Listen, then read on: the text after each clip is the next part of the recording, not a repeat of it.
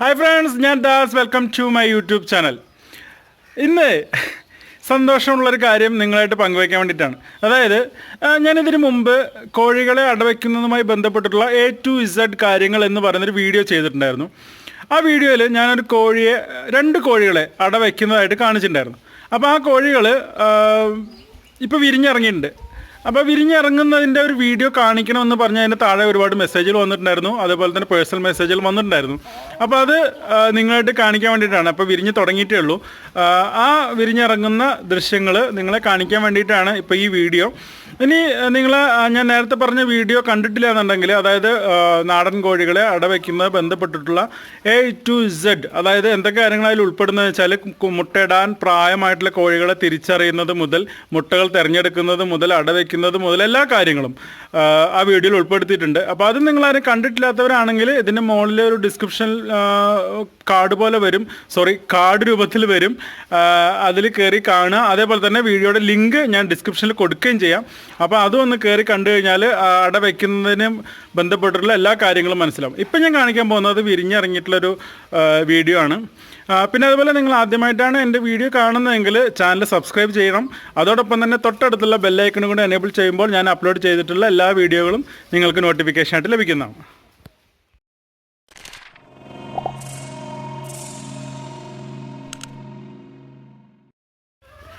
അപ്പം നിങ്ങൾക്ക് കാണാം, ഞാൻ ആദ്യത്തെ വീഡിയോയിൽ, അതായത് നേരത്തെ പറഞ്ഞ വീഡിയോയിൽ കാണിച്ച സ്ഥലത്താണ്.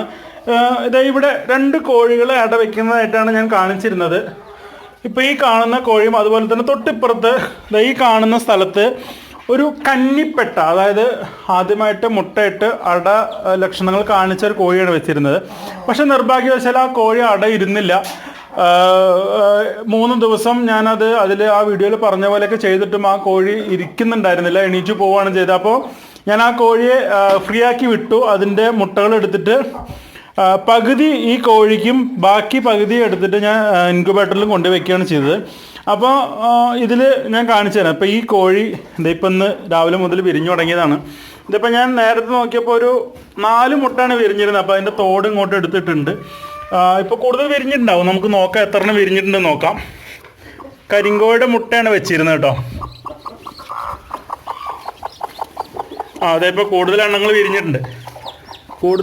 വിരിഞ്ഞിട്ടുണ്ട്. അതായത് മുട്ടത്തോട് നമുക്ക് എടുത്ത് മാറ്റാം.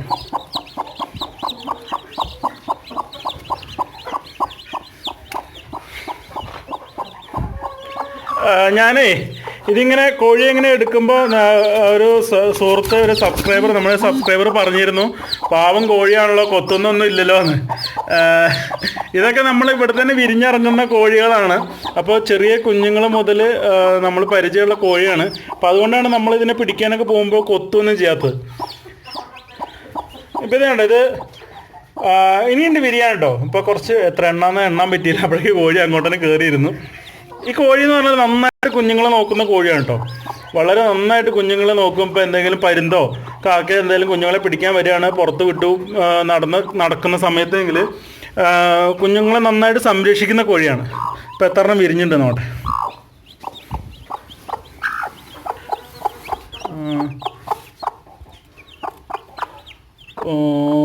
എണ്ണം 4.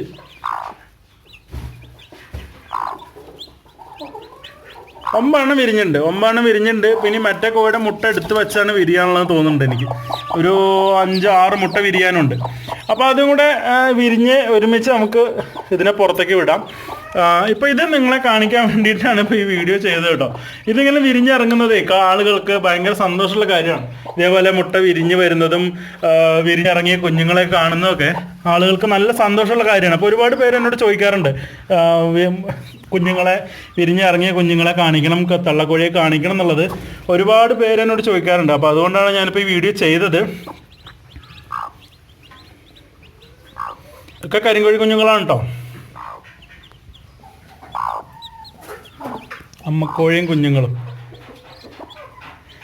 നമ്മൾ ഈ കോഴി വളർത്തുന്ന ആളുകൾക്ക് നേരത്തെ പറഞ്ഞില്ലേ, വളരെ മനസ്സിന് നല്ല സന്തോഷം, നല്ല കുളിർമയും തരുന്ന ഒരു സംഭവം. ഇനിയിപ്പോൾ അതിലേതെങ്കിലും മുട്ടയ്ക്ക് കൊത്തുകൊണ്ടിട്ടുണ്ടോയെന്ന് അറിയില്ല. കോഴി സമ്മതിക്കുന്നില്ല.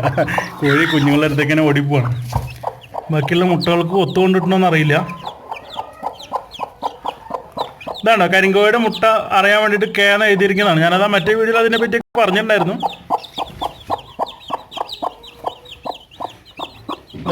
അതിലൊന്നിന് കൊത്തു കൊണ്ടിട്ടുണ്ട്. നോക്കാം, നമുക്ക് നോക്കാം, അവിടെ ഇരിക്കട്ടെ.